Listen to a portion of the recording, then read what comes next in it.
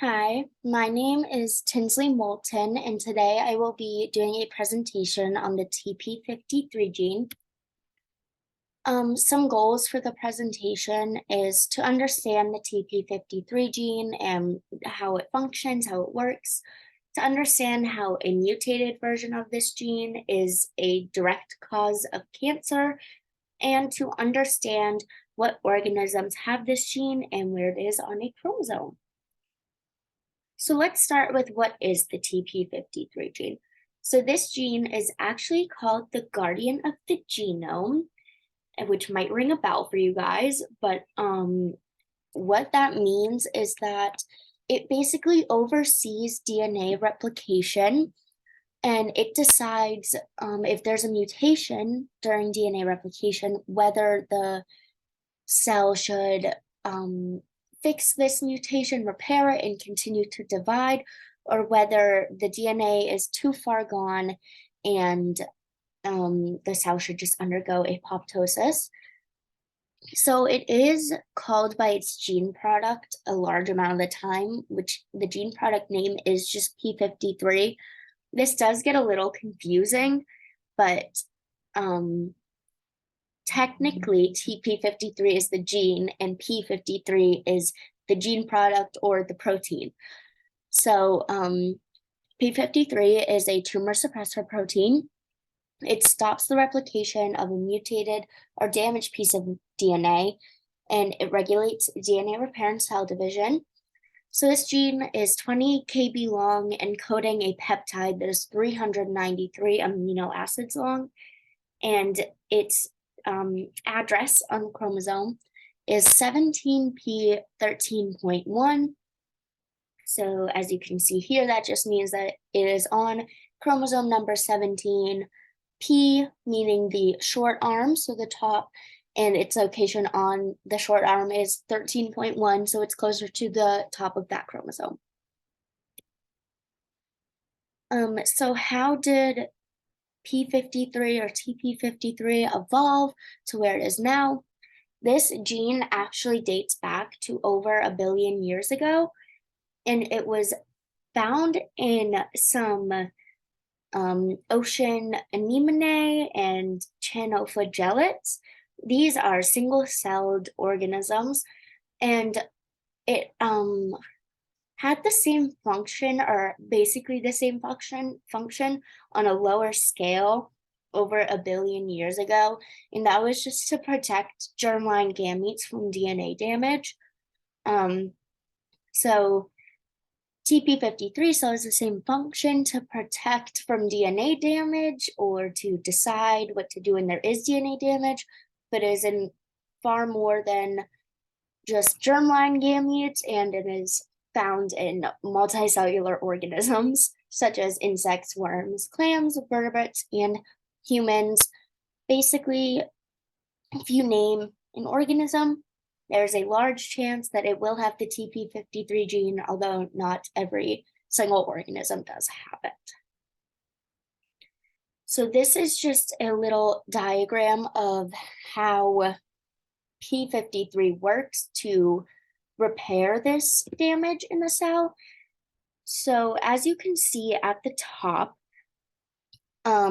what's happening there is the DNA is being damaged by UV light, free radicals, any way that DNA is damaged.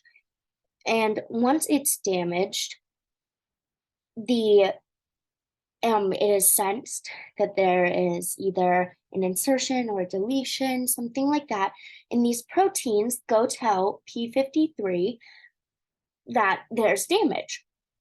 And from there, P53 has 4 options. Or 4 things that could happen here. So the first thing that could happen is just DNA repair.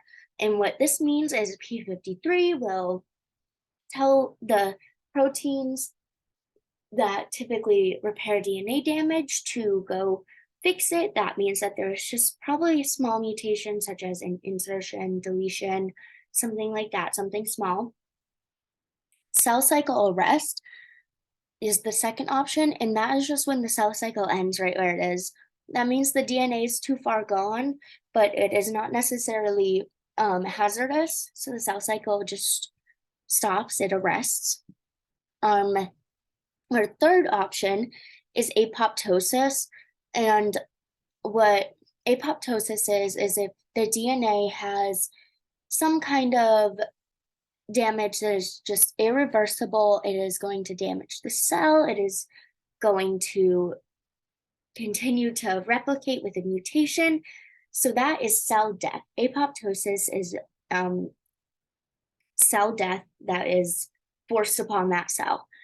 And then the last one, senescence, is not necessarily an option for P53, but what happens here is if the mutation is not picked up on, so it's the process of deterioration. So what will happen here is if there's a mutation, it wasn't picked up on, so the DNA just keeps replicating with this mutation in it, and just over time, it'll be loss of the cell power of division in growth. And when TP53, when this gene is mutated and senescence occurs, that is when cancer can be caused by this gene. So let's look at the alleles to see how cancer can be caused. So it is in humans, there's only one copy of this gene, so there's two alleles. So in each chromosome. And in both of these alleles are very important in order for TP53 to function, to be able to fix where DNA might have replicated incorrectly or to have the cell undergo apoptosis. But with only one functioning allele out of these two, LFS presents itself. And LFS is a syndrome that is cancer causing. It is essentially a chronic form of cancer that you can't get rid of. You can always treat it, but since it is a mutated gene, it will always come back. So countless amount of cancer causing mutations have been recorded, especially with this gene so close to the edge of the chromosome. It is very common for a mutation to occur, and unfortunately, this is one of the leading causes of cancer. I believe over 51% of cancers are caused by TP53 mutation. And this is replicated through mitosis as well as meiosis. A mutation can be inherited by parents, but is less common because that would mean that the mutated DNA would have to be in a germline cell. Or it can just occur later in life as you get older. As I said, this gene is very close to the edge of the chromosome. So as you age and telomeres shorten, it is very common for this gene to be mutated, unfortunately. And so for the gene product of this, as I talked about a little bit before, but TP53 encodes the protein P53, which is a tumor suppressor protein. And this protein regulates cell division by keeping cells from growing and dividing too quickly.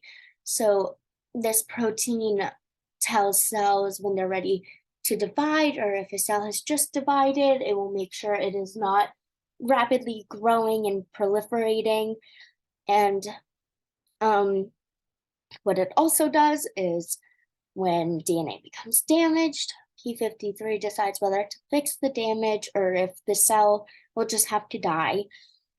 And when DNA can be repaired, P53 activates other genes to fix the damage. So P53 will see the mutation and will call in other genes or other proteins to go fix it, to fix the damage if the cell will not have to undergo apoptosis. And this is how the protein protects the cells from tumors, because if there's a mutation that is not caught, a tumor can form, or if P53 did not exist, cells would just be replicating at very rapid rates. And lastly, these are the resources that I used.